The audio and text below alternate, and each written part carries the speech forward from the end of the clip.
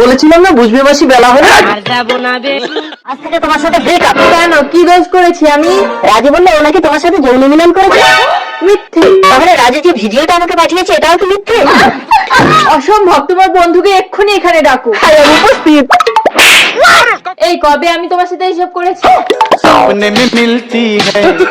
স্বপ্ন দোষ, প্যান্টে কি দাগ লেগেছে? ও বুঝেছি, তুমি আমাকে স্বপ্নে দেখে প্যান্টে দাগ লাগিয়েছো। তুমি আমার স্বপ্নের রানী। রাজকে দাও দাও। হ্যাঁ রাজু, তাহলে তুই এই ভিডিওটা কোথায় পেলি? ভাই আমি মোবাইলের ক্যামেরা অন করে দিয়ে ঘুমিয়েছিলাম তো, তাই স্বপ্নটা ভিডিও রেকর্ডিং হয়ে গেছে। ম্যাডাম, আমার বউকে আজ 2 দিন ধরে খুঁজে পাচ্ছি না। হ্যাঁ, তা আমাকে দেখে কি আপনার বউ মনে হচ্ছে? না, যে আমার বউকে খুঁজে দিতে পারবে তাকে নগদ 50,000 টাকা দেবো। ওই দেখি ছবিটা। ঠিক আছে, ধরুন। हेलो बॉस, लड़की तुले लिएছি 10,000 টাকা নিয়ে চলে এসো। তুমি নারী পাচার করো? Any problem? No problem. এই মেয়েটাকে পাচার করে তুমি কত টাকা পাবে? 10,000। এ না, আমি তোমাকে 20,000 টাকা দিচ্ছি, ওই মেয়েটাকে আমার হাতে তুলে দাও। ওকে, নিয়ে নিন। এবার আমি তোমার স্বামীর কাছ থেকে 50,000 টাকা নেব। আর ভিডিও করতে হবে না, এদিকে আসেন। আসলে ম্যাডাম এই ভিডিওটা দেখে আমি আপনাকে নারী পাচারের কেস দেবো। আমাকে নারী পাচারের কেস দেবেন না প্লিজ। हेलो पार्टनर, लड़की लिए अगर অন্য জায়গায় চলো, ধান্দা হবে। আরে আমার টাকা। মালকিন, মালিক জানতে পারলে আমাকে শেষ করে ফেলবে। আমি আপনার স্বামীর বিজনেস পার্টনার। একটা নিউ প্রজেক্ট ডিসকাস করার জন্য আপনার স্বামীর সঙ্গে দেখা করতে এসেছিলাম, কিন্তু দরজা খোলা রেখে কেউ এসব করে ম্যাডাম? এই কেমন অসভ্যতা! কারণ বেডরুমে ঢুকতে গেলে নক করে ঢুকতে হয়, আপনি জানেন না? হ্যালো ম্যাডাম, অসভ্যতা আপনি করছেন। স্বামীর আড়ালে চাকরের সঙ্গে চুল করছেন। Get lost. যাবো, কিন্তু ম্যাডাম আমার এই বানানো ভিডিওটা আমি আপনার স্বামীকে দেখাবো। দাঁড়ান, আপনি আমার সংসারটা ভাঙবেন না। ঠিক আছে, তাহলে এই চাকরের সঙ্গে যা করছিলেন আপনাকে আমার সঙ্গে তাই করতে হবে। ঠিক আছে, আমার স্বামী এসে, আপনি তাড়াতাড়ি লুকিয়ে পড়ুন। तेरा क्या होगा? এসো। লবঙ্গ, আজ ভীষণ ইচ্ছে করছে, একটু দাও না গো। যাও তো, উপরওয়ালা কি আমার শরীরটা ভালো রেখেছে? উপরালার দোষ দিচ্ছ, আমি কি একা কুস্তাকুস্তি করে তোমার গা ব্যথা করেছিলেন? এই নিচের আলাও তো তোমার সাথে কুস্তি করেছে। ময়না, তোমার বাবা মনে হয় আমাদের ফুলসজ্জা করতে দেবে না। চলো এই ভালো ঘরের ভেতরে ঢুকে তাড়াতাড়ি কাজটা সেরে ফেলি। চলো তো আমার। বাবা, जय हनुमान একদম ময়না, আমার ময়না, ময়না। আজ থেকে তুই একদম ঘরের বাইরে বেরোবি না ময়না। দেখিও সালের বেটা তারা কি করে তোর সঙ্গে খেত একদম করে। কি ব্যাপার, আজ 2 দিন ধরে ময়নার কোনো সাড়া পাচ্ছি না কেন? দেখি তো। এই ময়না, এটা কি রে? বাবা, একা একা ঘরে ভালো লাগে না বলে একটা টেডি অর্ডার দিয়েছিলাম, তাই নিয়ে খেলছি। মালটা নড়ছে মনে হচ্ছে, ওর কোনো যন্ত্রপাতি নেই তো, কই দেখি। ওরে বাবা, এ তো কেউটে সাপ। শ্বশুর মশাই, আমাদের ফুলসজ্জা কমপ্লিট। খেত একদম। তো আগেও একটা ছেলে আমাকে জোর করে বিয়ে করেছিল, জানো? सपना কি বলো? হ্যাঁ, বাবাটাকে গুলি করে মেরে দিয়েছে। কেন? আমার বাবা এমনি খুব ভালো, কিন্তু কালো ছেলে একদম পছন্দ করে না। तेरा क्या होगा कालिया? আমি তো কালো। কেন? আমার বাবা আসছে। কেউ করছে, এবার কি হবে? ঢাকা দাও, ঢাকা দাও। এই মেয়েটা কে রে? তোরা এখানে কি করছিস? দেখুন না আঙ্কেল, এই মেয়েটা আমাকে বিয়ে করে আমি কালো বলে আমার মুখ দেখতে চাইছি না। আমি কালো বলে কি মানুষ না? ঠিক আছে ঠিক আছে, কেঁদো না, আমি মেয়েটাকে বুঝিয়ে বলছি। কালো ফর্সার বিচার যারা করে তারা মানুষ না। কিন্তু আঙ্কেল, আমার বাবা তো মেনে নেবে না। তোমার বাবাকে আমি বুঝিয়ে বলবো। সত্যি বাবা? ওই সালা চালাক বাপের বেটা। আমি আমি বাবা, কি হচ্ছে বাবা?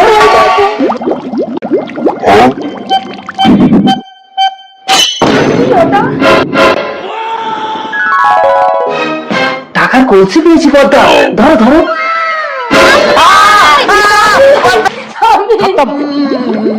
আমার স্বামী। আমি যক্ষী, তুই এঁঠো বাসন ধুয়ে আমার টাকার কলসি অপবিত্র করেছিস, তাই ওই টাকার বদলে আমি তোর স্বামীকে তুলে নিলাম।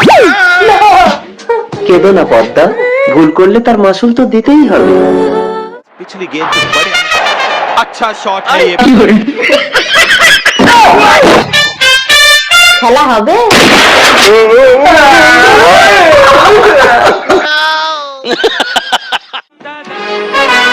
প্রধান দিদিমণি, আমার নামে সরকারি ঘর এসছে। হ্যাঁ, 25,000 টাকা দিতে হবে, তবে ঘর পাস হবে। দিদিমণি আমি গরিব মানুষ, অত টাকা কোথায় পাবো? কি গো Ante Cochis Hajar Takadea Hollow. প্রধান ম্যাডাম, ওই টাকাটা আমি দিলাম, ঘরটা আমার নামে পাস করা।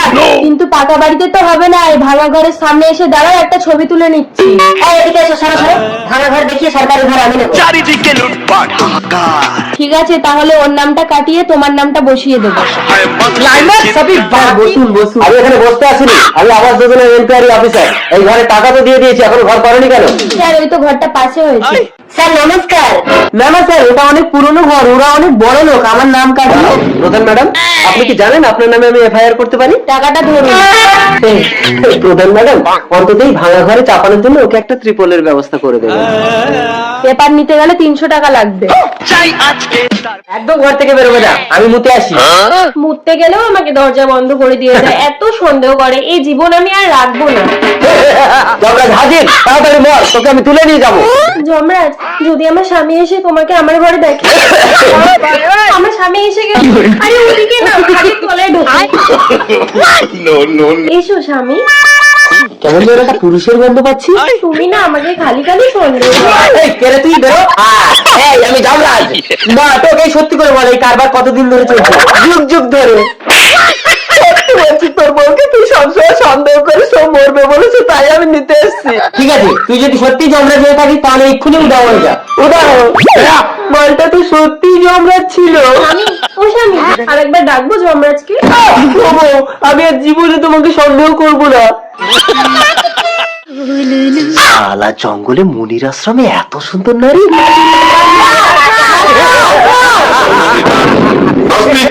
তুই মুনিপত্রীকে স্পর্শ করিস, তোকে আমি অভিশাপ দিচ্ছি, বাচ্চা হবো।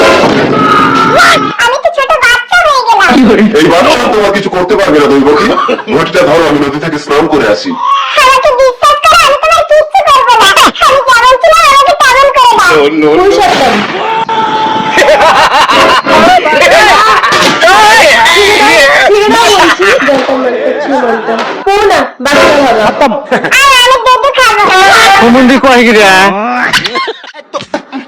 ম্যাডাম, আমি এবারে চাকর, আমার স্ত্রীর বাচ্চা হবে। হ্যাঁ, তা আমি কি করবো? টাকা না পাঠালে ডাক্তার হাসপাতালে ভর্তি নিচ্ছে না, এটা আমার সারা মাসের মাইনে, একটু অনলাইনে পাঠিয়ে দেবেন? ঠিক আছে, তাও দিয়ে দেবো। তাড়াতাড়ি টাকাটা অনলাইনে দেবেন ম্যাডাম, গ্রামে আমার স্ত্রী গর্ভযন্ত্রণায় ভীষণ কষ্ট পাচ্ছে। হ্যালো ডাক্তার বাবু, হ্যাঁ টাকা ঢুকেছে? না না, কোনো টাকা ঢোকেনি, আপনার স্ত্রী গর্ভযন্ত্রণায় হসপিটালের বাইরে ছটফট করছে। হয়েছে, মোবাইল দাও। ম্যাডাম, আপনি এখনো টাকাটা পাঠাননি? কিসের টাকা? কি বলছেন ম্যাডাম, একটু আগে যে আমার সারা মাসের মাইনেটা আপনার হাতে দিলাম। ছোট লোক চাকর, যত বড় মুখ নয় তত বড় কথা। আমার ডার্লিং কে তুই মিথ্যা অপবাদ দিস, বেরিয়ে যা আমার বাড়ির থেকে। চলো ডার্লিং। হায় রে বিধাতা স্বামী!